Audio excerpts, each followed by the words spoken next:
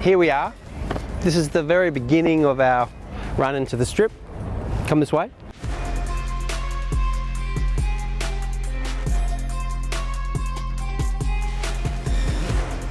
So what we decided to do, well, we thought we'd condense the strip to a much smaller section from the real place. And the idea is to basically create enough of a set that we could film as much of it in camera as we could. Having said that, it's been designed with digital set extensions in mind above an 8-metre line. And what we've done is to combine some shallow facades with some full set interiors, so that we've got the option of shooting cafe scenes and other interiors actually in the back lot as well.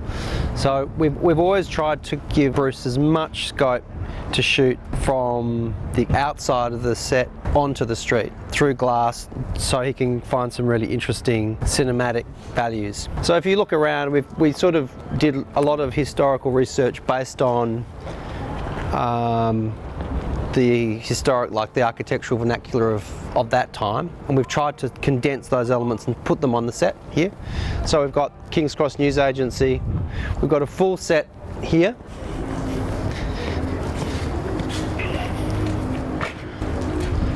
So this is our Cosmos Cafe, and this was sort of a space where the bosses of King's Cross, their hired help would hang in this space. So the idea has been to open up angles to another interior set, which is Pinocchio's, which was more of the bosses hang back in the day. But again, you can see the value of actually having interior sets that when we can shoot onto the strip during the daytime at its optimum. And this was very much meant to be a kind of a casual Italian relaxed space. It's like kind of a community space in a way. This is a takeaway store where we're filming today. Again, it was never actually designed to have scenes in it, but we're able to take advantage of having it to do some scenes today. We originally envisaged to try and get this done in about 12 weeks. And the other thing to say is the way that it's been put together is that it's all modular units, so the sets can break into boxes and be trucked. The curbing had to be put in. This is concrete was laid on a bed of polystyrene, so we didn't have so much material to use. But it's all real concrete, so it means it takes patinas and finishes really well. We've managed to shoot some high angles from that window. We've been able to get in there. To shoot down onto the street was a really nice stuff. And then the other big change that we've introduced into our version of the Cross is the alleyways sets, which have been really great to get away from the street for a lot of work. So this is the interior of Pinocchio. This is a more high-end feeling, so we've introduced sort of more elaborate marble finishes. Good cuisine was always able to be found in Pinocchio. So our version of this it's a bigger set. It's a more user-friendly set to shoot in. But it's been a really great space to have created. And then over the road we've got one of our clubs, the Love Machine. And this is really this is the centre of the set. This is where John spent most of his time when he was working the Cross. So this is sort of the back door of the tunnel, which we've created an interior set in another whole world somewhere else. But basically he would come to work, he'd go to the front entrance of the tunnel, which is another set I'll show you in a sec, and he'd come to the back and he'd just check out the street at night. That was kind of his ritual or his kind of routine. And then he'd prop here next to where our recreation of Porky's was, and then he'd go off to the other clubs that he owned, because he owned lots of different clubs. This one's only this is only a small one, but it allows the camera to, come in and out if you want to, So it adds that extra layer of reality to the set by just being able to move, that way, if you wanted to. It's really up to Bruiser and the directors how they want to stage all this stuff, but it's given them plenty of options. So this is Porky's. This is Club 77 entrance. Again, there was a lot of our early scenes in the show, the set in the upstairs part of this set, which we've created off-site. King's Crossing gives us the ability to play interior scenes in here, and when shooting out onto the street, you know, it's a really great thing to stage stuff in these little spaces. They're not huge, but again, they add another whole layer.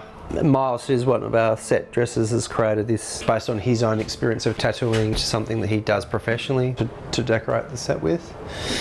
And then we've got another full set down here, which is Lasers Arcade. It's all covered up at the moment, but again, this is sort of the main.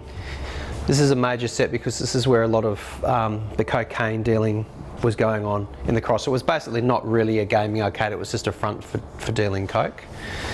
So, you know, this has got the element where you put your money in here and you get your coke out of this hole. Someone's sitting in that dunny dealing it out, and then you go out the back door and you're off wherever you need to go.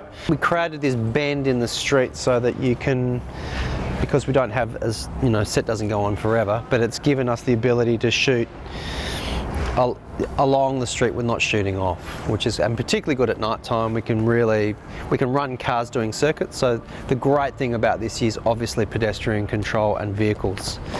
So once we start animating the street with cars doing their circuits, it just comes to life instantly. It turns it into a street, you know, and it's a great trick, but it works incredibly well. It took about 14 weeks to build, but our big problem was that we were building in the rain for a lot of the time, so it really caused a really massive problem, to tell you the truth. But we got through it all. Well, you start with a hope, like a scale that you think you need, and try and give your director and DP the biggest scope that you can, and give them as many good angles and frames that you can create on a budget, really. You know, that's sort of the challenge. And also, I mean, the other big thing about this set is a significant amount of the lighting is actually practicals, like actual lighting that we've installed throughout the set. So all of these shops have particular lights that can be completely controlled by our electrics department, by Tommy, and that it really matters when you're shooting here day after day with LED lighting. It's given them a lot of control to quickly change lighting states. That's very much part of the set design and putting it all together. It took a lot of work to get all of that lighting installed. Works really, really well. Yeah, so this is actually a cheat. This shouldn't be here because this is the front entrance of the tunnel. You know, this is kind of the heart of John's kingdom, if you want to put it that way. So we did a little kind of homage to the actual original tunnel entrance, which was an Earl Place. And again, in our world, you know, we've got another whole interior set that we've created for this.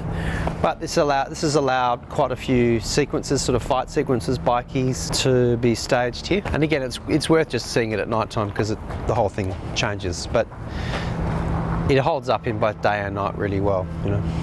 The Coke sign is going to be basically up and tucked around the corner, and we're building a digital extension to this set which basically goes up to the full height of all of these buildings. So a lot of them go to 3 stories, and then we've got some which go up 20 stories or 15 stories maybe. And we've done our own version of the Coke sign which is actually integrated into this set, so we can come off it. We never actually show it in full, we just show a little snippet of it so that we kind of connect the audience iconically to where the cross was, you know, the strip was. We bought a stock of about 20 cars to work the strip, and we've been turning them over. So as we've got bored of them, we've been able to sell and rebuy. But yeah, it's definitely a big part of the project. Oh, we had 100 plus extras on some of our big extras nights, but we've sort of been averaging 50 for some of the smaller stuff. But our big extra nights were pretty full on, huge for costume and makeup. This gives you a sense of moving up the street and how controllable it is. I mean, we're shooting here for easily, it's probably a third of our schedule, which is a big chunk of a show of this scale, you know. And if we had to have done that on the street, it actually is not even possible, actually. It's just, in Sydney now, it's just become impossible to do any of that kind of stuff.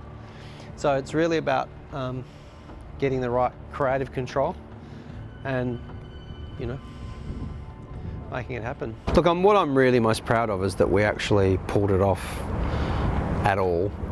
in really extreme situations. And we worked really, really hard, and we got it. We actually fought through and got it done, and that it's worked. That it's been a really successful set.